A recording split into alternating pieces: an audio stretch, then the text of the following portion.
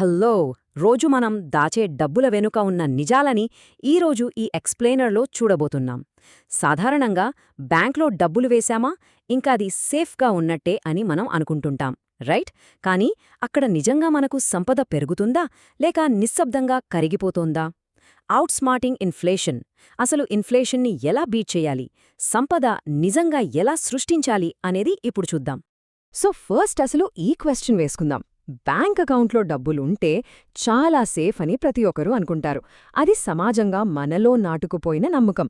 కానీ ఒక్కసారి ఆలోచించండి, కేవలం బ్యాంకులో డబ్బు వడ్డీలాగా పడితే అది నిజంగా మనకి ఆర్థిక భద్రత ఇస్తుందా? ఈరోజు ఈ విశ్లేషణ ద్వారా ఈ నమ్మకానికి వాస్తవానికి ఉన్న తేడాని మనం క్లియర్గా తెలుసుకుందాం.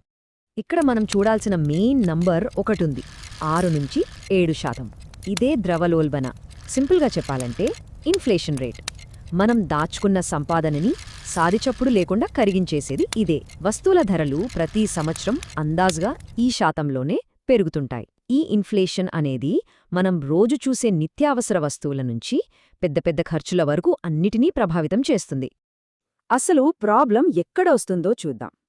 ఒకవైపు సాధారణమైన బ్యాంక్ రిటర్న్స్ చూస్తే 5-6% వస్తాయి. రెండోవైపు ఇన్ఫ్లేషన్ రేట్ చూస్తే 6-7% ఉంది. అంటే మనం దాచుకున్న డబ్బులకు వస్తున్న వడ్డీ కంటే బయట ధరలు ఇంకా ఎక్కువ స్పీడ్తో పెరుగుతున్నాయి. దీనర్థమేంటంటే బ్యాంకులో డబ్బుల సంఖ్య పెరిగినా దాని కొనుగోలు శక్తి, అదే పర్చేజింగ్ పవర్ తగ్గిపోతుంది. ఇది గమనించకుండా వదిలేస్తే ఆర్థికంగా మనం లాస్లో ఉన్నట్టే లెక్క. Section 1, the hidden cost of inflation. అసలు ఇన్ఫ్లేషన్ వల్ల జరిగే ఇంకో పెద్ద నష్టమెంతో చూద్దాం. ఇది ఇంకా క్లియర్గా అర్థం కావడానికి ఒక చిన్న ఎగ్జాంపుల్ తీసుకుందాం. 5 సంవత్సరాల క్రితం ఒక వస్తువు ఖరీదు 100 రూపాయలు అనుకుందాం. అదే 100 రూపాయలు ఫిక్స్డ్ డిపాజిట్లో పెడితే ఇప్పుడు అది 130 రూపాయలు అవుతుంది. చూడ్డానికి చాలా బాగుంది కదా? కానీ ఇన్ఫ్లేషన్ వల్ల ఆ 100 రూపాయల వస్తువు ధర ఇప్పుడు 150 రూపాయలకి చేరింది. అంటే ఎఫ్డీలో పెరిగిన ఆ 130 రూపాయలతో ఇప్పుడు 150 రూపాయలున్న ఆ వస్తువు మనం కొనలేం. ఇక్కడ అసలు నిజ రూప ఇన్ఫ్లేషన్ మనల్ని ఎలాంటి ఇబ్బందికి గురిచేస్తోందో కళ్ల ముందు కనిపిస్తోంది, రైట్? కాబట్టి మనం చెయ్యాల్సిన అసలు పని ఏంటంటే ఈ ఇన్ఫ్లేషన్ కంటే ఎక్కువ రిటర్న్స్ ఇచ్చే మార్గాలని వెతకడం. కేవలం డబ్బులను సేఫ్గా దాచిపెట్టుకోవడం కాదు, ధరల పెరుగుదల కంటే వేగంగా పెరిగే పెట్టుబడి మార్గాలని ఎంచుకోవడమే నిజమైన ఫినాన్షియల్ గోల్గా ఉండాలి. లేకపోతే మనం ఎంత దాచుకున్నా దాని విలువ రోజురోజుకు పడిపోతూనే ఉంటుంది. Section 2, enter mutual funds. ఈ ప్రాబ్లంకి సరియైన పరిష్కారం ఏంటో ఇప్పుడు చూద్దాం. మ్యూచువల్ ఫండ్స్ అంటే పెద్దగా భయపడాల్సిన పని లేదు.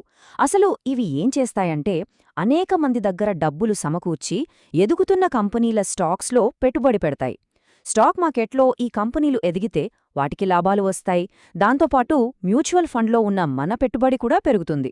చరిత్రకనంగా చూస్తే లాంగ్ టర్మ్లో ఇవి యావరేజ్గా 10-15% రిటర్న్స్ ఇస్తున్నాయి. ఇది మన 6-7% ఉన్న ఇన్ఫ్లేషన్ కంటే చాలా ఎక్కువ. అందుకే నిజమైన మనీ గ్రోత్ ఇక్కడ సాధ్యమవుతుంది. ఇప్పుడు ఈ రెండిటిని కంపేర్ చేసి చూద్దాం. ఒకవైపు ఫిక్స్డ్ డిపాజిట్. చూడటానికి భద్రంగా అనిపించినా చాలా స్లోగా పెరుగుతుంది. అది చాలా వరకు ఒక భ్రమనే, ఎందుకంటే ఇన్ఫ్లేషన్ను అది తట్టుకోలేదు. రెండోవైపు మ్యూచువల్ ఫండ్స్. ఇక్కడ గ్రోత్ ఉంటుంది మరియు ఇన్ఫ్లేషన్ను గట్టిగా బీట్ చేసే శక్తి ఉంటుంది. మనకు ఆర్థికంగా ఎదగాలి అంటే ఇక్కడే నిజమైన పోటీ ఉంటుంది. Section 3, the power of compounding. అసలు సంపద సృష్టి రహస్యం ఇక్కడే ఉంది. ఇక్కడ మనం పఠించాల్సిన 3 ముఖ్యమైన స్టెప్స్ ఉన్నాయి. మొదటిది సిస్టమాటిక్ ఇన్వెస్ట్మెంట్ ప్లాన్, అంటే ఎస్ఐపి స్టార్ట్ చేయడం. నెలనెలా కేవలం 1000 రూపాయలతో కూడా ఇది మొదలుపెట్టవచ్చు. రెండవది కనీసం 5 సంవత్సరాలకు పైగా, అంటే లాంగ్ టర్మ్ హోల్డ్ చేయాలి. మూడవది మంచి గ్రోత్ కోసం ఈక్విటీ మ్యూచువల్ ఫండ్స్ను ఎంచుకోవాలి. ఈ 3 సింపుల్ నియమాలు పాటిస్తే ఖచ్చితంగా సంపద సృష్టి జరుగుతుంది. అసలు ఈ కాంపౌండింగ్ మహిమ ఎంతో ఇక్కడ నిజంగా అర్థమవుతుంది. నెలనెలా ఒక 5,000 రూపాయలు ఎస్ఐపి ద్వారా 10 సంవత్సరాలు పెట్టుబడి పెడితే మొత్తం 6 లక్షలు ఇన్వెస్ట్ చేసినట్టు అవుతుంది. కానీ కాంపౌండింగ్ వల్ల దాని విలువ అందాజుగా 10-12 లక్షలకు చేరుకునే అవకాశం ఉంది.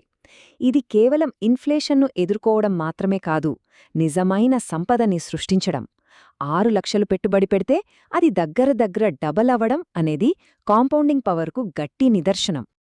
అందుకే ఇది ఒక గోల్డెన్ రూల్గా చెప్పుకోవచ్చు. Time plus compounding equals wealth. అంటే సమయం మరియు కంపౌండింగ్ ఈ రెండు కలిస్తేనే సంపద సృష్టి జరుగుతుంది. కంపౌండింగ్ తన అద్భుతం పనిచేయడానికి మనం ఖచ్చితంగా ఓపికగా సమయమివ్వాలి. డబ్బులను పెట్టి వెంటనే తీసేయడం కాదు. దానికి ఎదుగెందుకు సమయం ఇస్తే మాత్రమే అసలు ప్రపంచం చూడగలం. Section 4 playing the long game. Market వస్తువాలు తెలుసుకుందాం. ఈ ఆర్థిక ప్రయాణంలో మరో ముఖ్యమైన విషయం ఉంది. షార్ట్ టర్మ్లో అంటే తక్కువ సమయంలో మార్కెట్లో అప్స్ అండ్ డౌన్స్ అంటే ఒడిదుడుకులు సర్వసాధారణం. ఒకరోజు మార్కెట్ పెరుగుతుంది, మరో రోజు పడిపోతుంది. కానీ మార్కెట్ పడిపోయినప్పుడు భయపడి పెట్టుబడులు వెనక్కి తీసుకోకూడదు. మ్యూచువల్ ఫండ్స్ అనేది లాంగ్ టర్మ్ గేమ్. ఓర్పుగా భయపడకుండా ఉంటే మాత్రమే మంచి ఫలితాలు వస్తాయి. సమయం గడిచే కొద్దీ ఈ చిన్న ఒడిదుడుకులు ఆటోమేటిక్గా సర్దుకుపోతాయి. సో మరి ఇప్పుడు ఆలోచించండి, మనం దాచుకునే డబ్బు నిజంగా పెరుగుతోందా లేక కృంగిపోతోందా అనేది ప్రతి ఒక్కరూ ఖచ్చితంగా ఆలోచించాలి. సరియైన సమయంలో సరియైన ఆర్థిక నిర్ణయాలు తీసుకోవడం చాలా ముఖ్యం. మరో ఆసక్తికరమైన విషయంతో మళ్ళీ కలుద్దాం.